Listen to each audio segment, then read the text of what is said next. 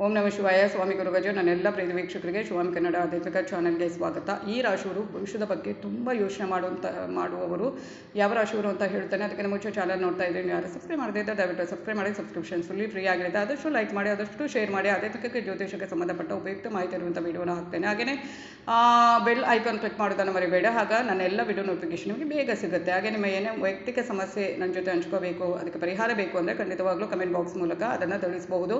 Detail ಆಗಿ ಸಮಸ್ಯೆಯನ್ನು ಬರೆದುಕೊಳ್ಳಿಸಿ ರಾಶಿ ನಕ್ಷತ್ರದ ಜೊತೆಗೆ. ಒಂದು ವೇಳೆ ಗೊತ್ತಿಲ್ಲ ಅಂದರೆ ಡೇಟ್ ಆಫ್ ಬರ್ತ್ ಹಾಕ್ಬೋದು. ಹಾಗೆಯೇ ಸಮಯದ ಅಭಾವದಿಂದ ಸ್ವಲ್ಪ ಉತ್ತರ ಕೊಡುವ ಲೇಟ್ ಆಗ್ಬೋದು. ಆದರೂ ನಾನು ಕೊಡ್ತೇನೆ, ಮಾತ್ರ ಕರೆಕ್ಟಾಗಿ ಪ್ರಶ್ನೆ ಇರಬೇಕು. ಏನು ಸಮಸ್ಯೆ ಇದೆ ಅದನ್ನು ಡೀಟೇಲ್ ಆಗಿ ಸಮಸ್ಯೆಯನ್ನು ಪೂರ್ಣವಾಗಿ ಬರೆದುಕೊಳ್ಳಿಸಿ. ಖಂಡಿತವಾಗ್ಲೂ ಅದಕ್ಕೆ ತಕ್ಕ ಸೂಕ್ತ ಸುಲಭ ಪರಿಹಾರ ನನ್ನಲ್ಲೇ ಸೂಚಿಸ್ತೇನೆ. ನಾನು ನಿಮ್ಮ ಜೊತೆ ಯಾವತ್ತೂ ಇರ್ತೇನೆ. ಹಾಗೆ ರಾಶಿ ನಕ್ಷತ್ರ ಗೊತ್ತಿಲ್ಲದವರು ಕೂಡ ಡೇಟ್ ಆಫ್ ಬರ್ತ್ ಹಾಕಿ ಕೇಳ್ಬೋದು.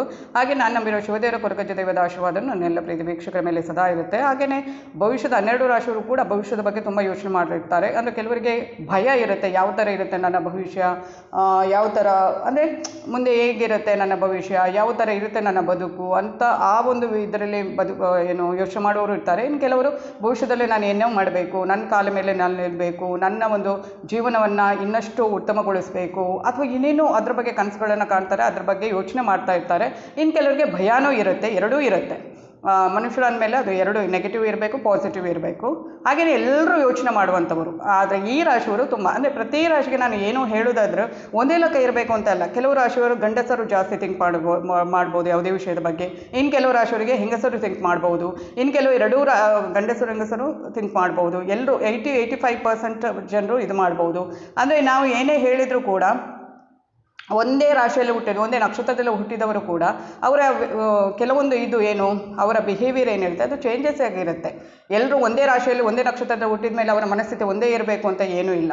ಕೆಲವರು ಪ್ರಶ್ನೆ ಆಗ್ತಾರೆ, ಅದೇ ಹೇಗೆ ನಾವು ಅದೇ ರಾಶಿಯಲ್ಲಿ ಹುಟ್ಟಿರ್ತೇವೆ, ನೀವು ಆ ಥರ ಹೇಳ್ತೀರಾ, ಈ ಥರ ಹೇಳ್ತಾರೆ. ಹಾಗೆಲ್ಲ ಅವರವರ ಒಂದು ಹುಟ್ಟಿದ ಒಂದು ಸಮಯ ಅಥವಾ ಇದು ಇರುತ್ತೆ, ಆ ಹುಟ್ಟಿದ ಒಂದು ಗಳಿಗೆ, ಅದಕ್ಕೆ ಅದರ ಮೇಲೆ ಕೂಡ ಡಿಪೆಂಡ್ ಆಗಿರುತ್ತೆ ಅದೆಲ್ಲ. ಅದಕ್ಕೆ ನಾನು ಹೇಳೋದು ನಾನು ಏನೇ ಹೇಳಿದ್ರು ಅದು ಎಲ್ಲರೂ ಆ ಒಂದು ರಾಶಿಯವರು ಎಲ್ಲರೂ ಅದೇ ಥರ ಯೋಚನೆ ಮಾಡ್ತಾರೆ ಅಂತಲ್ಲ. 85% ಮಂದಿ ಯೋಚನೆ ಮಾಡುವಂಥದ್ದು. ಅದರಲ್ಲಿ ನಾನು ಹೇಳಿದಾಗೇ ಗಂಡಸರು ಹೆಂಗಸರು ಇಬ್ಬರೂ ಯೋಚನೆ ಮಾಡ್ಬೋದು, ಅಥವಾ ಹೆಂಗಸರು ಜಾಸ್ತಿ ಪ್ರಮಾಣದಲ್ಲಿ ಯೋಚನೆ ಮಾಡ್ಬೋದು, ಗಂಡಸರು ಕೆಲವು ರಾಶಿಯವರು ಯೋಚನೆ ಆ ಥರ ಇರುತ್ತೆ. ಒಂದೇ ಲೆಕ್ಕ ಮಾಡಬೇಕು ಅಂತ ಇರಬೇಕು ಅಂತ ಏನೂ ಇಲ್ಲ.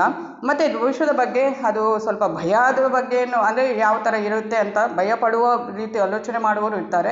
ಇನ್ನು ಹೊಸದಾಗಿ ನಾವು ಪ್ರಾರಂಭಿಸಬೇಕು, ಹೊಸದಾಗಿ ಮಾಡಬೇಕು, ಹೊಸದಾಗಿ ನಮ್ಮ ಜೀವನದಲ್ಲಿ ಅಚೀವ್ ಮಾಡಬೇಕು ಅನ್ನೋ ಒಂದು ಥಿಂಕ್ ಮಾಡುವವರು ಇರ್ತಾರೆ. ಭವಿಷ್ಯದ ಬಗ್ಗೆ ಎರಡನ್ನೂ ಯೋಚನೆ ಮಾಡುವವರು ತುಂಬ ಯೋಚನೆ ಮಾಡುವವರು ಅಂದರೆ ಅದು ಮೇಷರಾಶಿಯವರಾಗಿರ್ಬೋದು, ಮಿಥುನ ರಾಶಿಯವರಾಗಿರಬಹುದು, ಸಿಂಹ ರಾಶಿಯವರಾಗಿರಬಹುದು, ಹಾಗೆಯೇ ವೃಶ್ಚಿಕ ರಾಶಿಯವರಾಗಿರಬಹುದು, ಹಾಗೆಯೇ ಮಕರ ರಾಶಿಯವರಾಗಿರ್ಬೋದು.